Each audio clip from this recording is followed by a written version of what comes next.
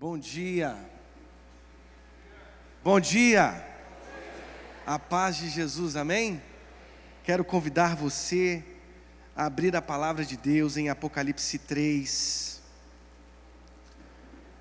Você vai ao verso 14 de Apocalipse 3. É o último sermão avulso que eu prego, nesses meses de dezembro e janeiro, porque na próxima semana nós vamos começar uma nova série de sermões.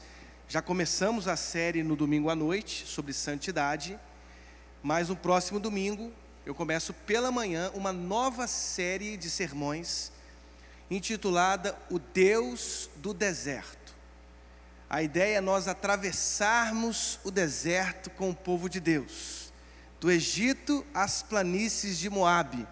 As narrativas históricas dessa travessia tão especial, o cuidado que Deus teve com o seu povo, cuidado muito especial. Entendermos também, à luz das Escrituras, sobre o sofrimento humano, sobre os períodos desérticos pelos quais às vezes nós atravessamos.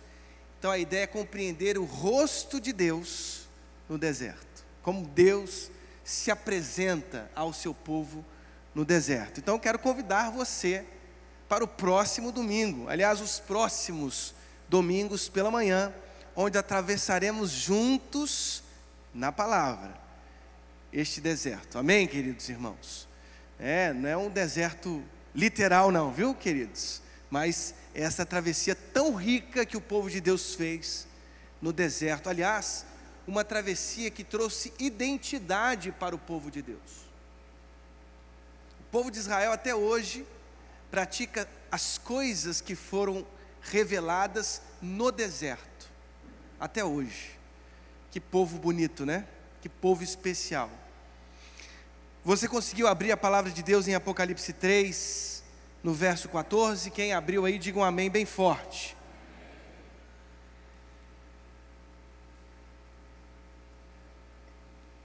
Eu quero ler com você então a palavra de Deus. Diz assim a palavra do nosso Deus: ao anjo da igreja em Laodiceia escreve: estas coisas diz o Amém, a testemunha fiel e verdadeira, o princípio da criação de Deus. Conheço as tuas obras, que nem és frio nem quente. Quem dera fosses frio ou quente. Assim, porque és morno e nem és quente nem frio, estou a ponto de vomitar-te da minha boca. Pois dizes: estou rico e abastado, e não preciso de coisa alguma. E nem sabes que tu és infeliz, sim, miserável, pobre, cego e nu. Aconselho-te que de mim compres ouro refinado pelo fogo, para te enriqueceres, vestiduras brancas para te vestires, a fim de que não seja manifesta a vergonha da tua nudez, e colírio para ungires os olhos, a fim de que vejas. Eu repreendo e disciplino a quantos amo. Sê, pois, zeloso e arrepende-te. Eis que estou à porta e bato. Se alguém ouvir a minha voz e abrir a porta, entrarei em sua casa e cearei com ele e ele comigo. Ao vencedor, dar-lhe-ei sentar-se comigo no meu trono, assim como também eu venci e me sentei com o meu Pai no seu trono. Quem tem ouvidos, ouça o que o Espírito diz às igrejas. Quem tem ouvido, todos nós temos, ouça. Então a igreja ouça o que o Espírito está dizendo. Está aqui no texto. O que o Espírito diz às igrejas. Ou poderíamos colocar no singular, a igreja. Feche os seus olhos nesse momento e nós já podemos colocar as nossas vidas diante dele. Feche os seus olhos e comece a clamar, comece a colocar o seu coração diante da presença dele. Senhor Jesus, como é bom estar diante da tua presença, como é bom estar diante da tua palavra. Senhor, o teu Espírito inspirou profetas e apóstolos, e nós temos diante dos nossos próprios olhos nesta manhã a tua palavra que é inspirada, que é santa, que é inerrante, que é infalível. Fala conosco, Deus, revele aos nossos corações a tua palavra, em nome de Jesus, amém. Pode deixar bem baixinho. Obrigado, Paloma. Irmãos, nós estamos diante de uma carta que Jesus escreveu para uma igreja específica, Laodiceia.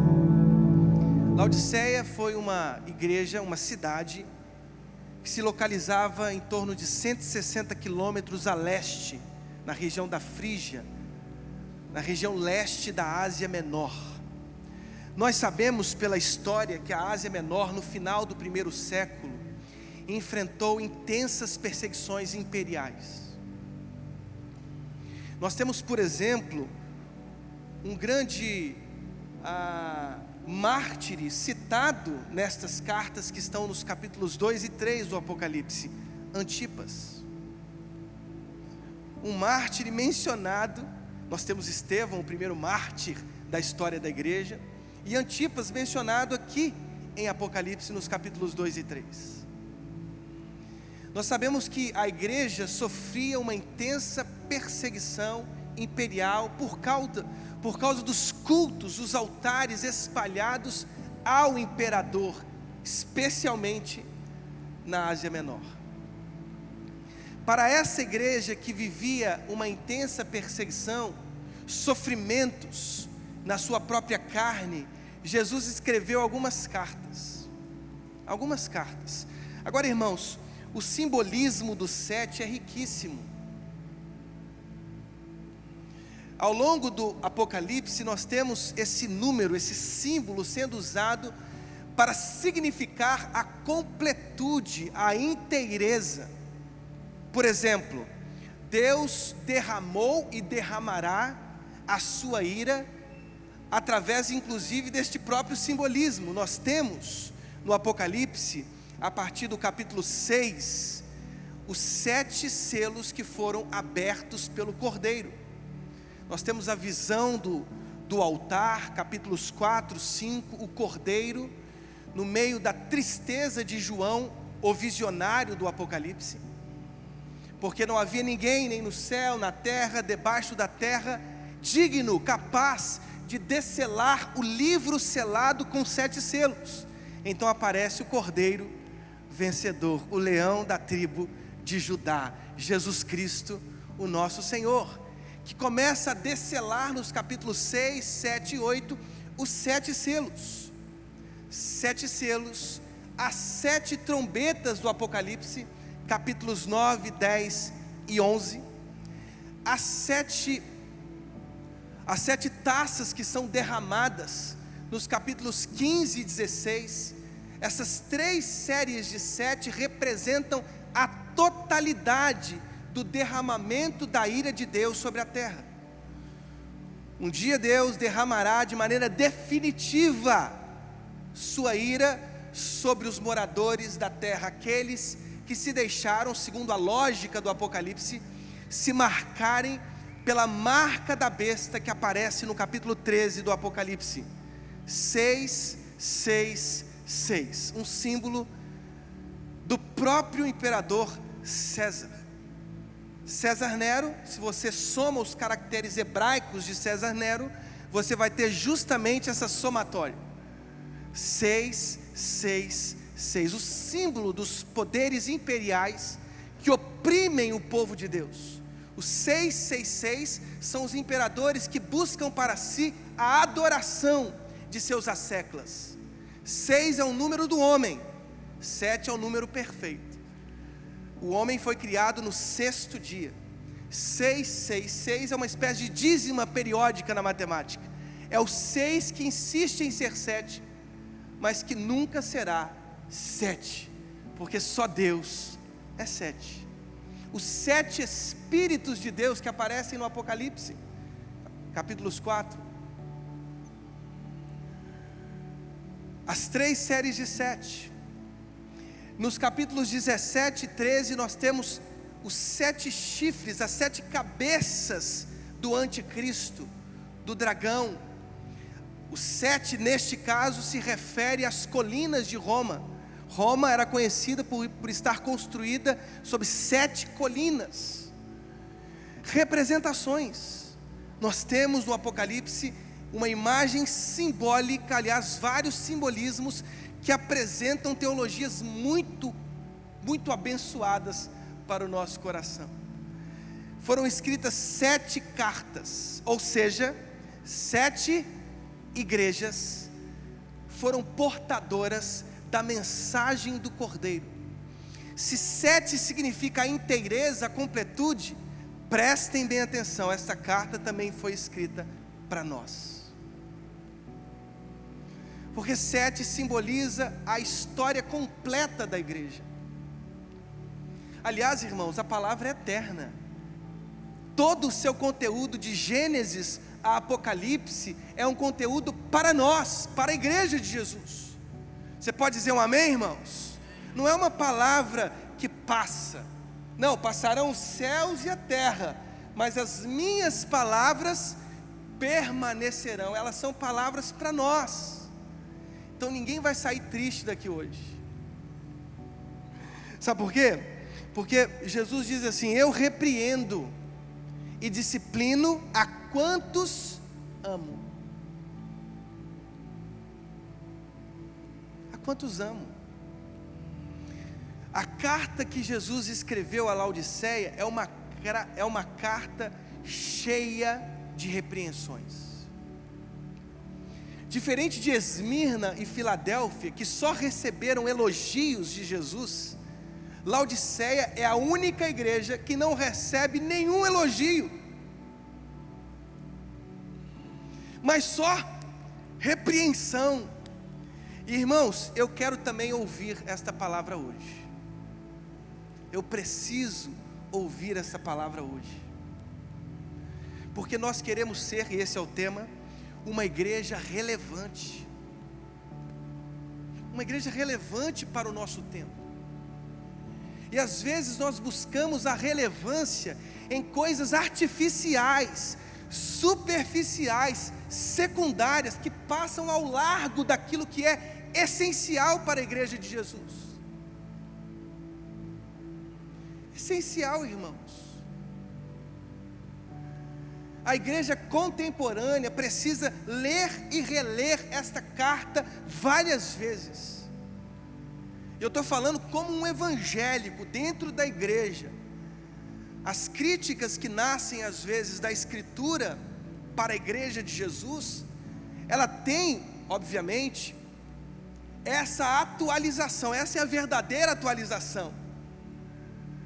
É entender, é interpretar o texto para o nosso contexto. O que tem se tornado relevante para as igrejas contemporâneas? O som, a performance, o artístico, as luzes.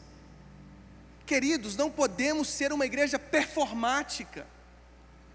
Não podemos ser uma igreja do espetáculo, como diz o sociólogo Guy Debord, a sociedade do espetáculo. O espetáculo não é o essencial, não é o nuclear. Não podemos ser uma igreja artificial. estética apenas. Não, nós precisamos ser uma igreja relevante de dentro para fora.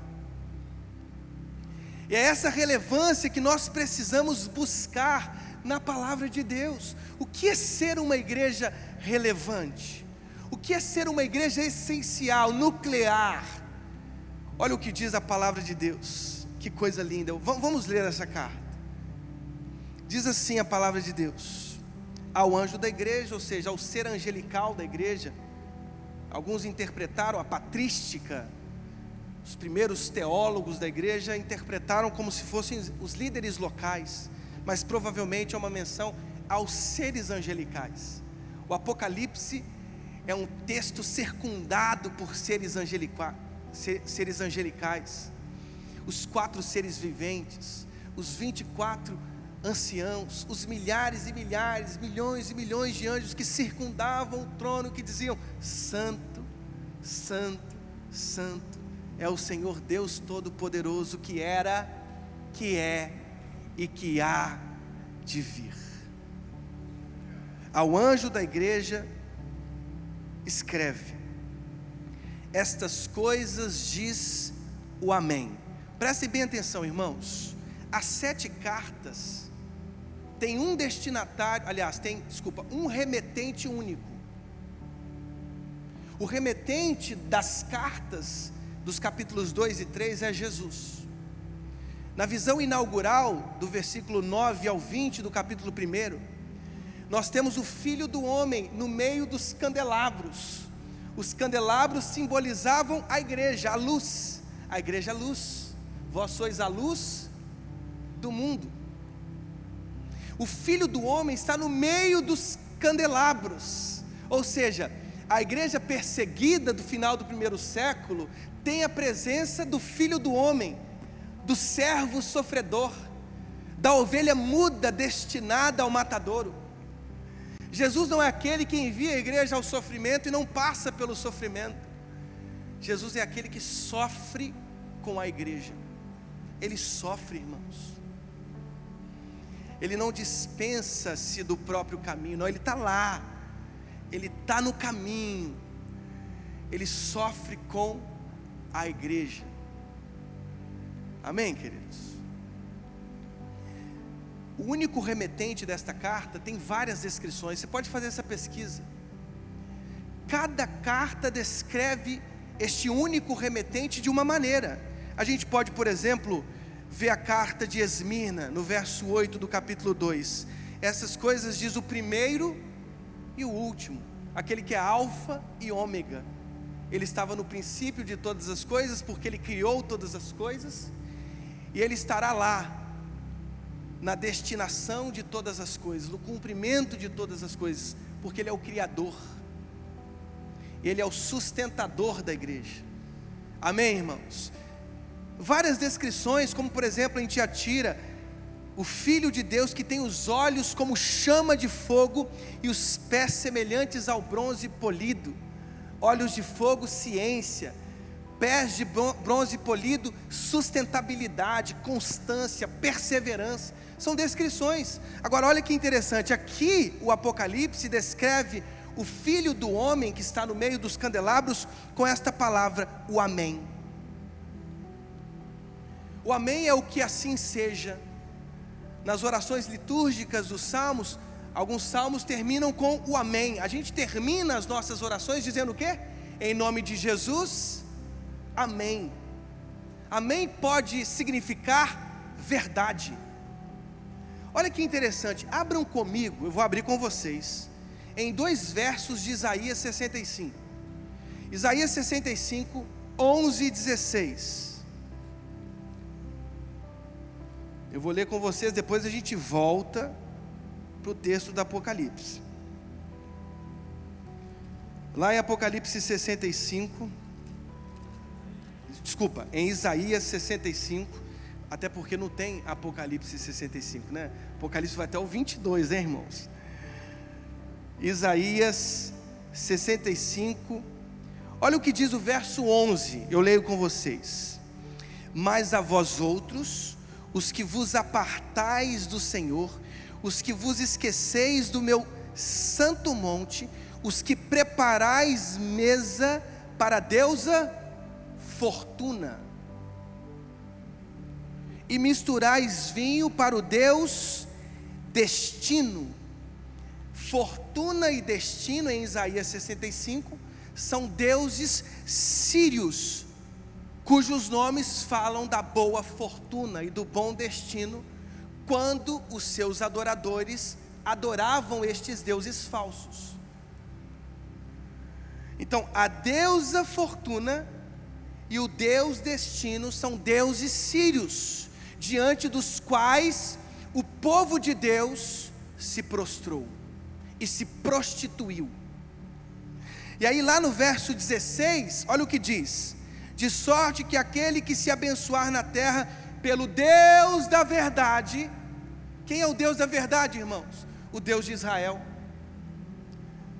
Aqui é o Deus do amém, essa expressão hebraica, esse vocábulo hebraico amém, que assim seja, o Deus da verdade. E aquele que jurar na terra pelo Deus da verdade é que jurará, porque já estão esquecidas as angústias passadas, estão escondidas os meus olhos. Volte em Apocalipse, agora você vai entender o que eu quis dizer aqui. Em Apocalipse 3, diz assim: essas coisas diz o Deus da verdade. Ou seja, irmãos, os nossos pés não estão calcados em deuses falsos, nas fortunas, nos destinos, na aleatoriedade da vida. Não, os nossos pés estão firmados no Deus da verdade. Quantas vezes as nossas almas se prostituem com o destino, com a fortuna, com a confiança em coisas que passam, que atravessam, que as ferrugens consomem, que as traças consomem.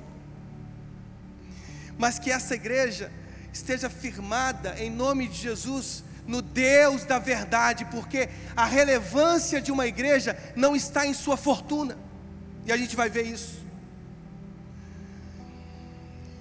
Não está nesses artifícios que nós construímos, não está nas questões estéticas.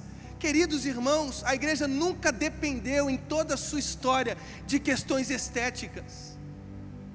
Não se constrói uma igreja a partir de decisões estéticas. Tudo bem, precisamos construir um templo bonito, mas não depender de um templo bonito para ser igreja. E os cristãos perseguidos na China, que cultuam a Deus com vozes baixas. E os cristãos perseguidos da janela 1040, que não têm templos, eles não são igreja, porque eles não têm luzes, porque eles não têm um bom som, um bom templo. Irmãos, que os nossos pés se fundamentem no Deus da verdade. O texto diz: a testemunha fiel e verdadeiro, princípio da criação de Deus. Uma igreja relevante está fundamentada em Cristo Jesus, que é testemunha fiel, que é o princípio de todas as coisas. Olha como o texto do Apocalipse tem uma relação profunda com o próprio texto de Colossenses. Aliás, para a mesma região. Colossos, Laodiceia, essas igrejas provavelmente foram plantadas por um discípulo de Paulo chamado Epáfras. Vai em Colossenses, você vai conhecer um pouco mais sobre esse desconhecido discípulo de Paulo, Epáfras, que tinha um coração extraordinário, um plantador extraordinário de igrejas.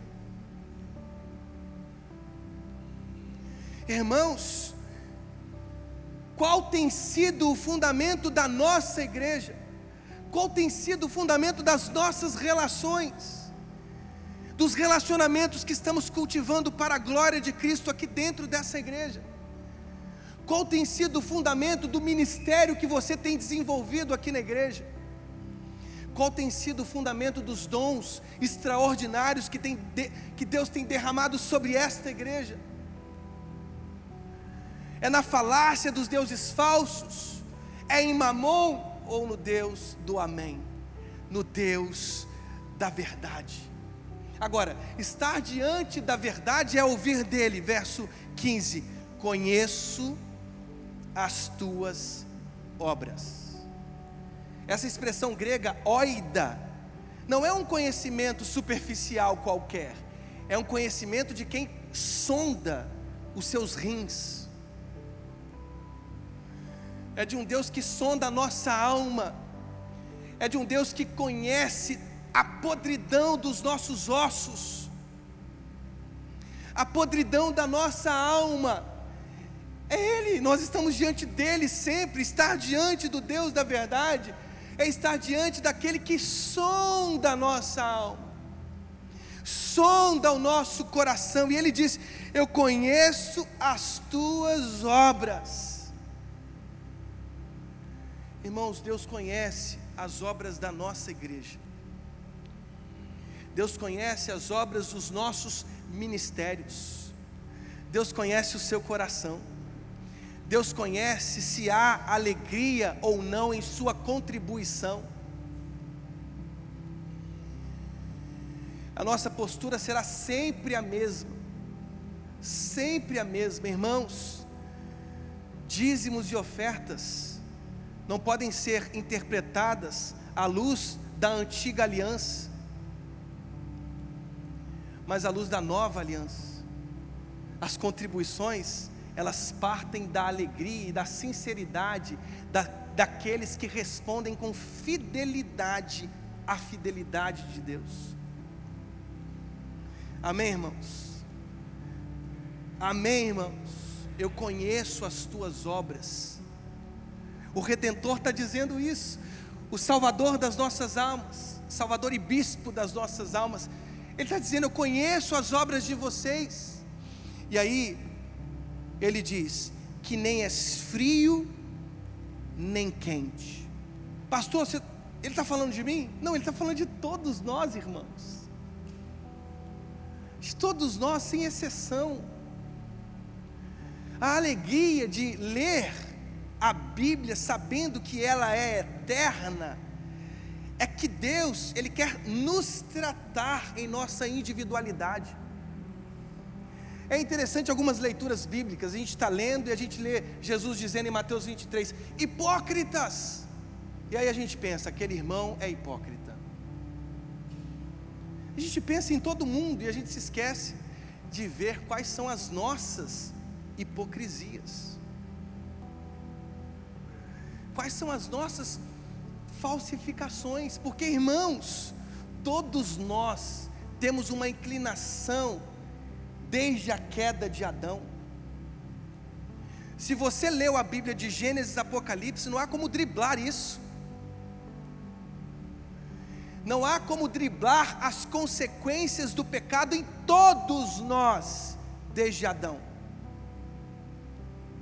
Nem a ciência, nem as ciências sociais, econômicas, podem driblar a autoevidência da queda.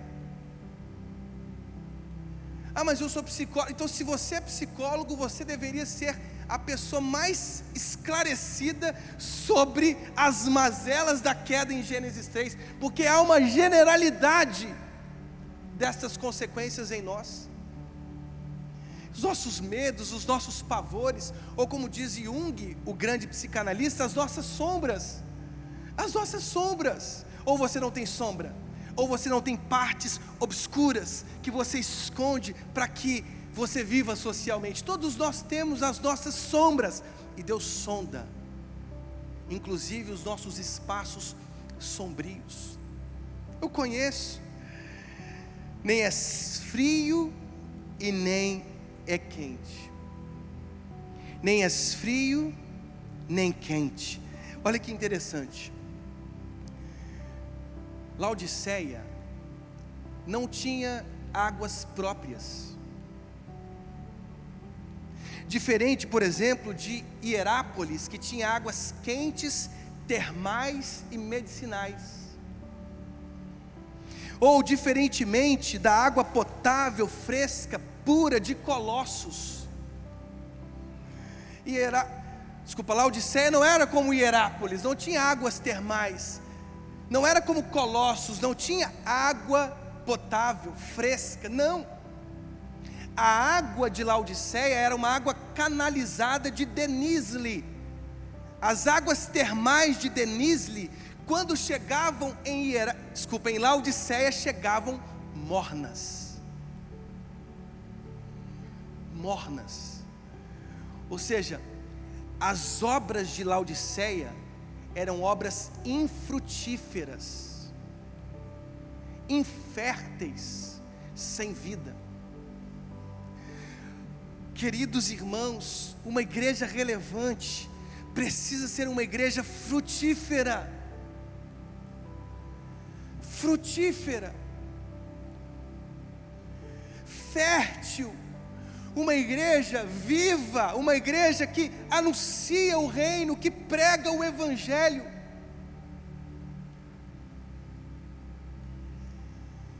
Queridos irmãos, Deus te colocou na faculdade onde você está, na empresa onde você está, para que você, naquele lugar, ali na pelada da terça-feira, da quinta-feira, você seja luz.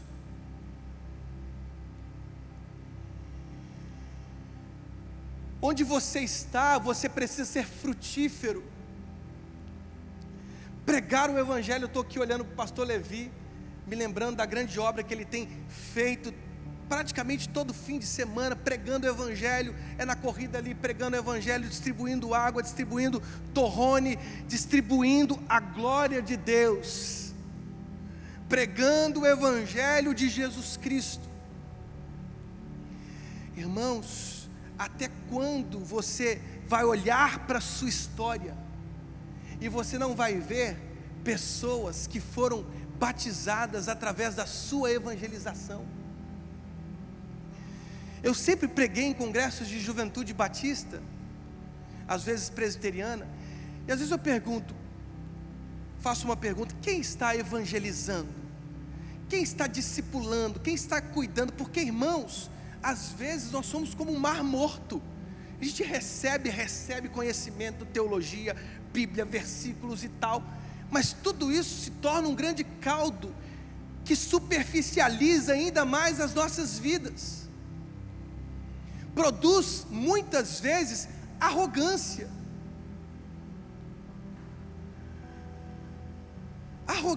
E quantas vezes a teologia nos torna arrogantes, quando nos deveria tornar as pessoas mais humilhadas e simples diante do grande mistério que é Deus. Então, irmãos, ser uma igreja relevante não é ser como as águas mornas de Laodiceia, águas que não eram potáveis, que não eram termais, que não eram terapêuticas. Nós temos que ser terapêuticos. Entendeu, Dani? Toda vez que a gente se aproximar, a gente tem que trazer vida, porque a vida está em nós, irmãos. Não por nós mesmos, pastor Donato, porque nós somos miseráveis, pecadores, desventurados, desgraçados, mas por causa de Jesus em nós, porque Ele nos justificou, nos arrancou do império das trevas, Ele colocou vida em nós, e essa vida circula as nossas veias, as nossas artérias. Esta vida, ela sai pelos nossos poros, irmãos, ou deveria sair, para produzir vida nos outros. Então não foram poucas vezes, Dani, que eu ouvi de alguns idosos da igreja. A Dani veio aqui, ajoelhou no chão do hospital e começou a louvar a Deus, pedindo a cura. É isso. A igreja tem que visitar os hospitais, ajoelhar diante dos leitos e louvar o nome de Jesus Cristo, porque a gente sabe que a nossa vitória está no louvor, está na adoração, está na oração. Irmãos, é louvor, adoração e oração o tempo inteiro. É vida. Eu não quero ser como as águas de Laodiceia. Eu preciso que vocês me ajudem, e nessa relação bonita que Deus tem construído aqui, que nós nos ajudemos, nos uns aos outros do Novo Testamento, a sermos águas termais, terapêuticas, porque isso é relevância, isso é ser uma igreja relevante, porque homens mornos, mulheres mornas, diz Jesus: estou a ponto de vomitar-te da minha boca. Mas pastor, são palavras muito fortes para a geração danoninho de hoje. Irmãos, nós não temos que estar preocupados com a geração danoninho. Nós temos que ler a palavra tal como ela está aqui, sem interferir na palavra. Essas interferências que às vezes fazemos na palavra trazem deficiências para os ouvidos das pessoas que ouvem. Esconder a palavra da igreja de Jesus não é um benefício para a igreja. Que poderia chegar aqui e falar: não, o negócio é isso mesmo, vamos enriquecer, 8 passos para você ser rico, 20 passos para você ser um empresário vencedor. Mas irmãos, de onde eu vou extrair isso? Eu até quero que você seja mesmo, em nome de Jesus, que você seja um excelente empresário, uma excelente professora, um excelente médico, um excelente dono de padaria, qualquer que seja a sua profissão, que você faça com excelência, porque você está fazendo para a glória de Jesus. Estou a ponto de vomitar-te da minha boca, é o que Jesus disse, não dá para alterar o texto, para produzir uma teologia que afaga a sua alma. Vamos fazer um carinho na alma das pessoas. Irmãos, isso não traz maturidade para a gente.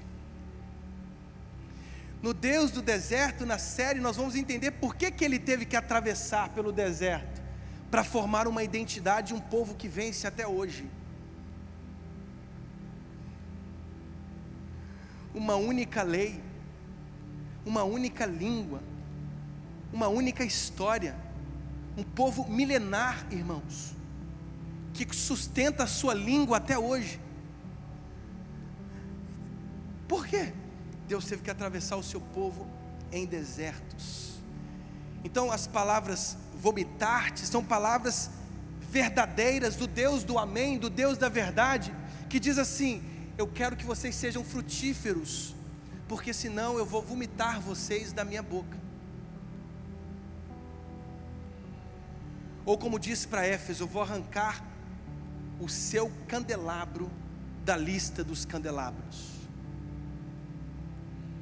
Amém, irmãos? Parece um negócio forte, mas é isso que diz a Escritura, é o que diz a palavra de Deus.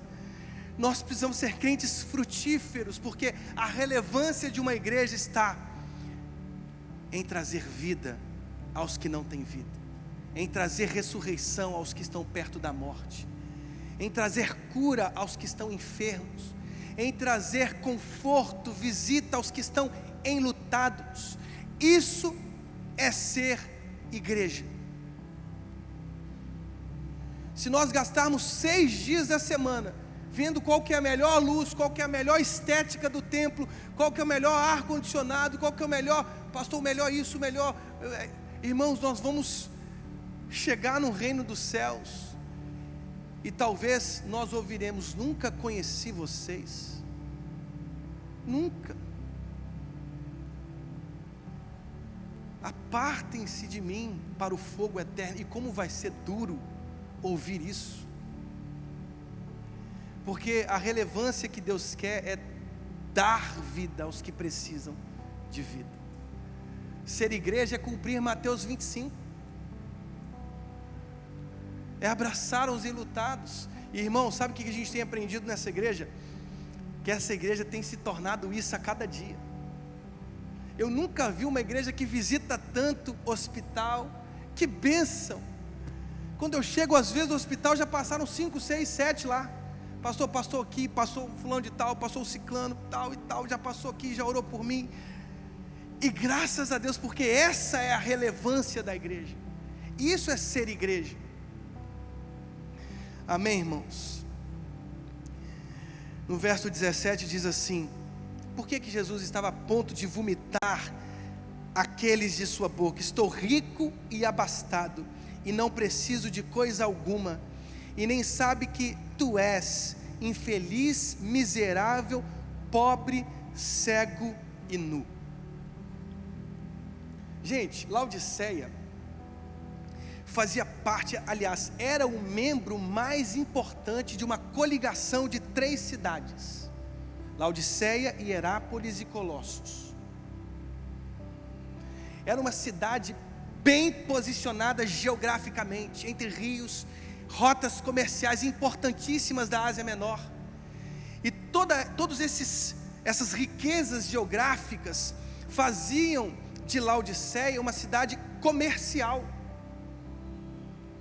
uma cidade bancária riquíssima. A cidade de Laodiceia era uma cidade rica, como o Rio de Janeiro.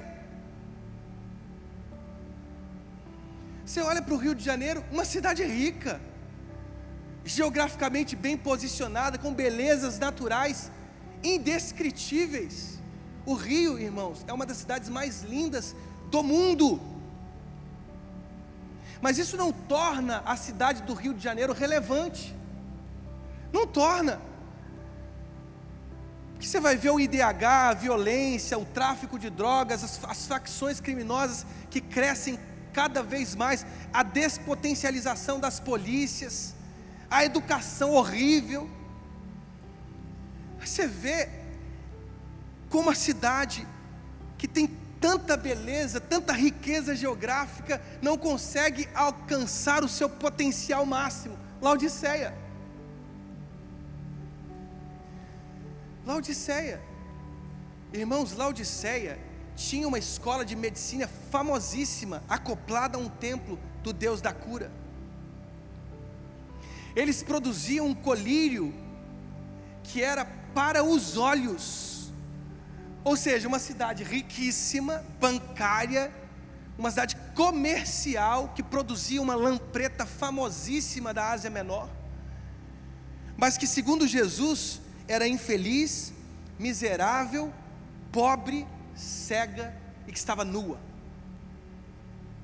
Ou seja, tinha lã, mas estava nua.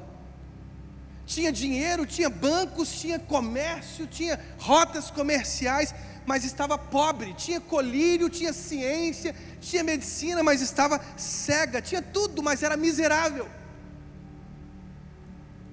E é possível, irmãos, construirmos uma igreja rica, com telões, com ar-condicionado. Falando de ar-condicionado, que está um calor aqui, né? Com ar-condicionado, com ministério Kids, com o Mickey convertido. Dá para construir tudo isso. Pastor, nós construímos aqui um Mickey convertido.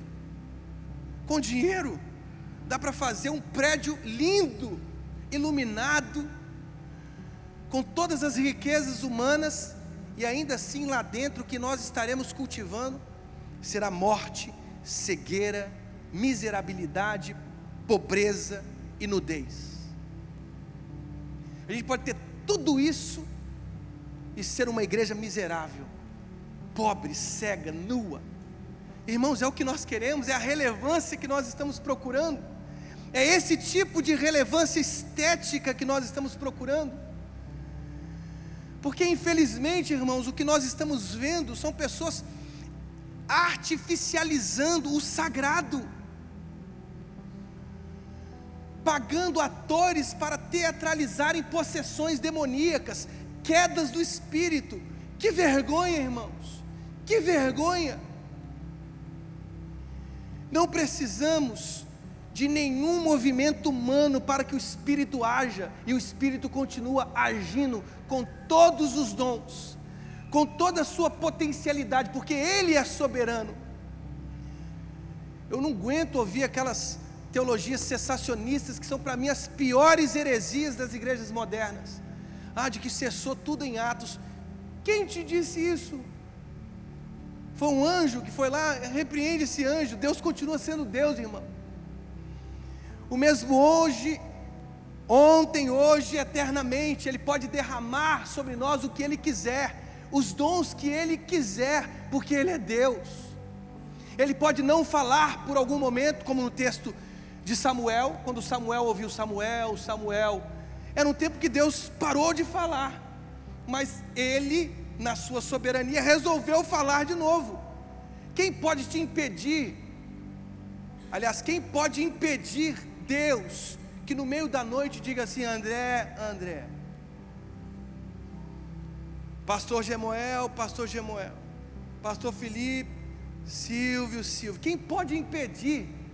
Deus pode começar o que Ele quiser, na hora que Ele quiser. Ele pode te usar para curar pessoas. Ele pode te usar para derramar a glória sobre pessoas, para estender a mão sobre pessoas. Agora, irmãos, não precisamos produzir isso artificialmente. Isso não é o agir de Deus, é Ele quem faz, é Ele quem se derrama sobre nós. Ele não é um ar-condicionado, Ele é vento. Ele é vento. Amém, queridos? E aí ele diz: eu repreendo e disciplino a quantos amo. E ele disciplina dizendo assim, verso 18: compres ouro refinado pelo fogo para te enriqueceres. Compre ouro de mim. Ele diz: colírio para ungires os olhos, vestiduras brancas para te vestires. Dele, é nele que nós buscamos tudo isso.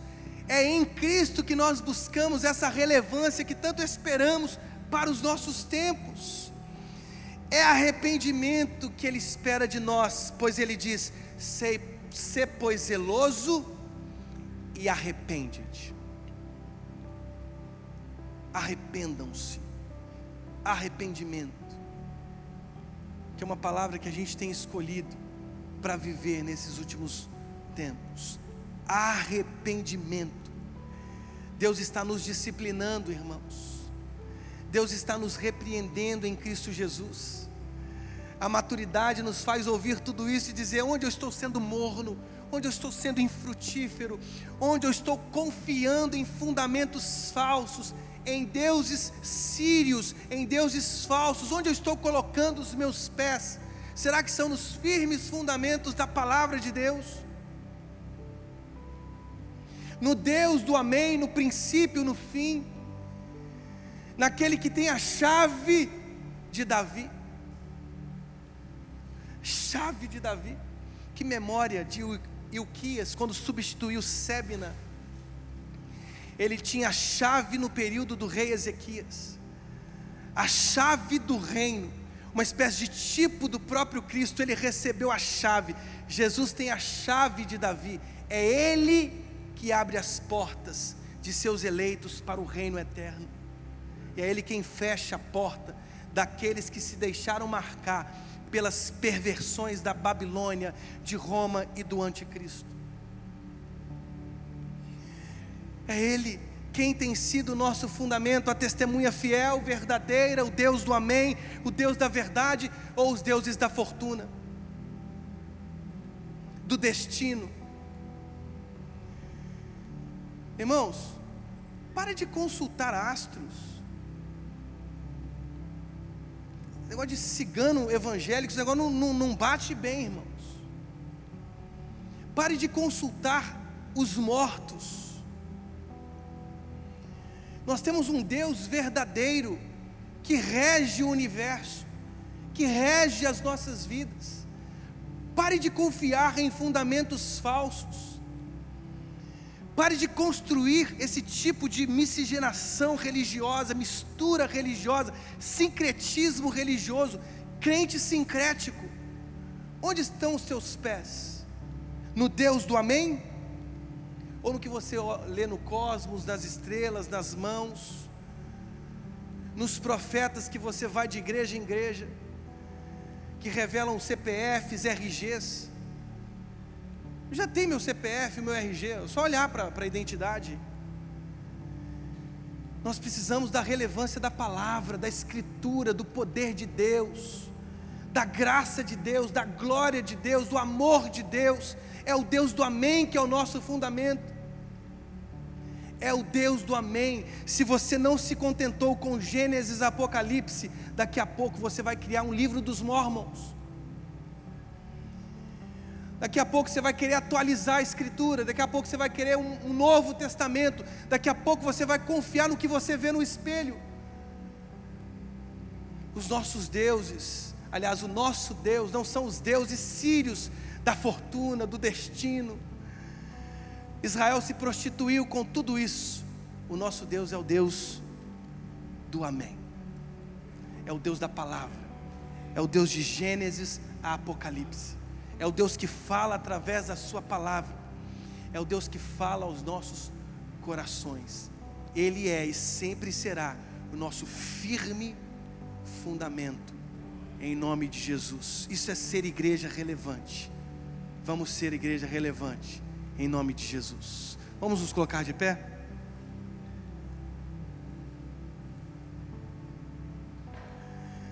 Senhor Deus, como é bom estar diante da Tua presença.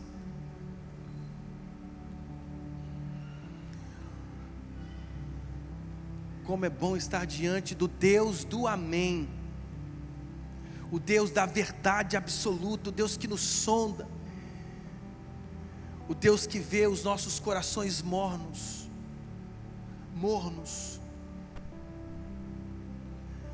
Deus, nós queremos corações frutíferos, férteis. Ó Deus, enche a nossa alma de paixão pelo Teu reino, de paixão pela Tua palavra. Enche a nossa alma do Teu Santo Espírito, no nome de Jesus.